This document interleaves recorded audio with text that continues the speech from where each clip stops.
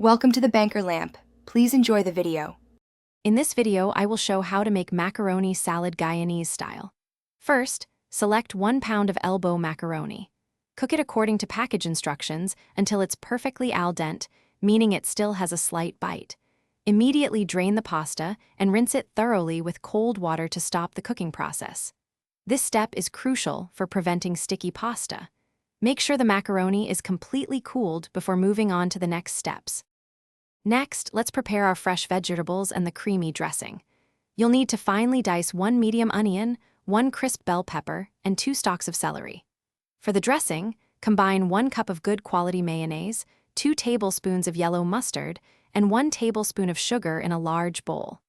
Whisk in 1/4 cup of white vinegar, then season with salt and freshly ground black pepper to your liking. Now it's time to bring everything together. In the large bowl with your dressing, add the cooled elbow macaroni and all the diced vegetables.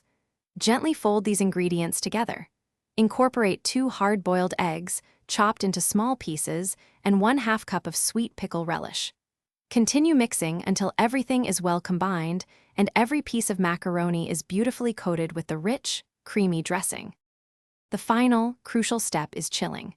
Once your macaroni salad is fully assembled, cover the bowl tightly with plastic wrap.